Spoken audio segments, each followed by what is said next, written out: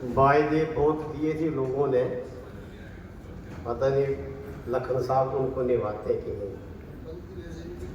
मैं ज़्यादा भूमिका बांधने के पक्ष में नहीं हूँ, सीधी बात करता हूँ। क्लैरिकल से रिटायर हुआ हूँ, समय का पूरा पाबंद हूँ, कभी दफ्तर समय पर गया नहीं और समय से पहले कई बार तो ऐसा है कि जिन लोगों ने आज मेरे सामने कविताएं पढ़ी और मैं 2 दिन से सुन रहा हूँ, श्रोता बनना आसान काम या रहना बहुत कठिन काम है, मैं पहली बार देख रहा हूँ। ये दादाजी जो है ये पता नहीं कैसे बैठ लेते हैं यहाँ पर, हम नहीं बैठ सकते।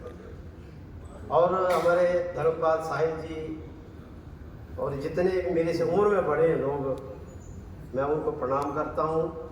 छोटों को भी प्रणाम करना पड़ेगा, महिलाओं को प्रणाम करना पड़ेगा, क्योंकि मैंने बहुत कुछ लिखा था, सोचा था, बोलना था, आप लोगों को हंसाना था, लेकिन वो शायद ना हो सके। फिर भी कोशिश करता हूँ, बोलने को कुछ नहीं रहा अब। और दादाजी ने बहुत कुछ बोल दिया है, समझा दिया है और इस पर चलना पड़ेगा। अब जो हमारा रिश्ता 2 दिन मतलब मैं आपको दादा बोल रहा हूँ, आप इस संस्था के मालिक हैं और आपके अनुसार ये संस्था चल रही है और ये आपका सहयोग हम लोगों ने भी देना है। हम हिमाचल में जाके जो हमारी गलती हमसे, हम उसको भी पूरा करेंगे। हम यहाँ पर अनाउंसमेंट नहीं करेंगे क्योंकि हम बड़े गरीब देश से आए हैं। हरिद्वार में मैं अकेला था, इस बार मेरा भांजा भी मेरे साथ है और इसके लिए तालियां आपने सुना होगा जब इसने कविता पढ़ी थी टेकचंद जी ने, उसके लिए तालियां एक बार हो जाए। मैं भी लखन जैसे बात करूंगा, खत्म रिश्ते हुए बचा क्या है, मतलब अभी टेम्परेरी, क्योंकि 2 दिन के रिश्ते बने थे हमारे। खत्म रिश्ते हुए हैं बचा क्या है, काश हम जाने कि आना क्या है। उसकी मर्जी से चल रही दुनिया, हमसे बिगड़ा क्या और बना क्या। 2 दिनों में हमने क्या किया है। अच्छा, पहली मैं 4 पंक्ति बोलूँगा और मेरी कविता 4 पंक्ति में खत्म हो जाएगी, लेकिन आप चाहेंगे दाज जैसे जैसे वायदे किए थे लोगों ने, कोई हार पहनाने के लिए किए थे, कुछ लोगों ने पैसे देने के लिए हुए थे, वो सब मेरे खिलाफ नहीं मिलेंगे मेरे को। दे प्रचंड रोशनी सभी के गली कूचों को, उसे रवि कहते हैं।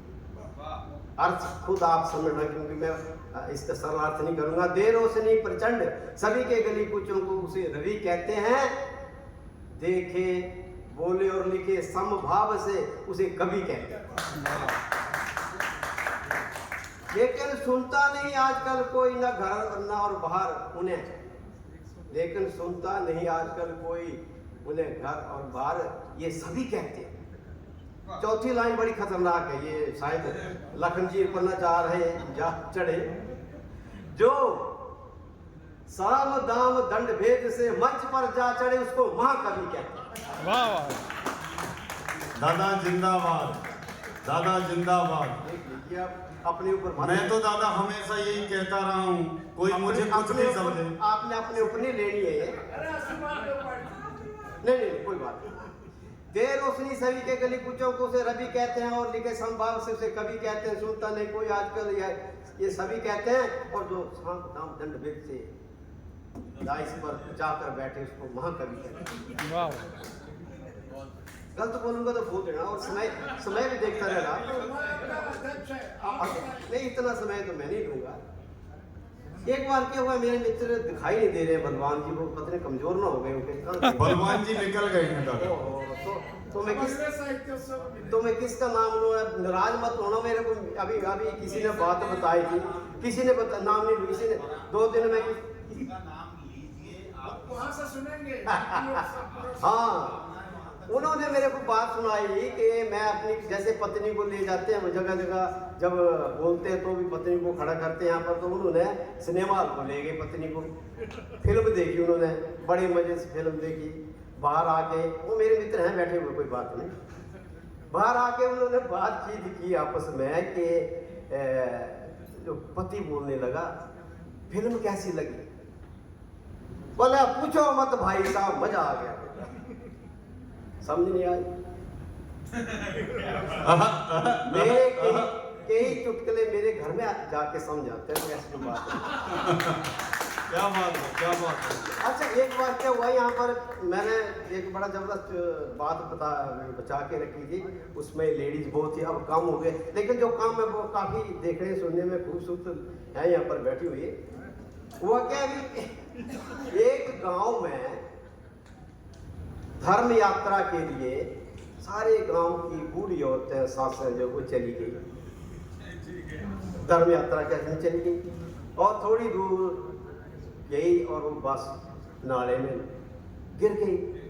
लगभग सारी की सारी सासें खत्म हो गई, सारी खत्म हो गई।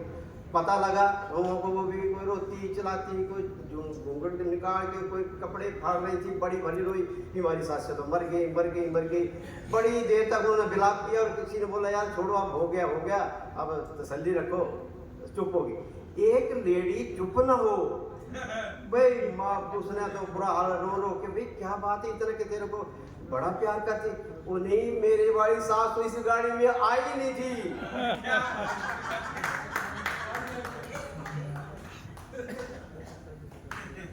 अच्छा, अब थोड़ा सा धार्मिक हो लेते हैं सर। जी जरूर। थोड़ा सा धार्मिक हो लेते हैं। ये वैसे मैंने उनके लिए लिखा था जो लखन जी के साथ आए थे। लखन जी के साथ कोई आए थे और थोड़ा सा उनको छोड़ने गए थे, पीछे यहाँ बड़ी अनाउंसमेंट हुई थी। शायद लखन जी को पता लगा, उसका कि नहीं लगा? नहीं, मुझे नहीं लगा। हाँ, तो अब लगा देते पता। स्वागत है। बोले क्या करने आए थे, क्या कर बैठे, क्या करने आए थे, क्या कर बैठे, कहीं पे मस्जिद तो कहीं पे मंदिर बना बैठे, हमसे तो जात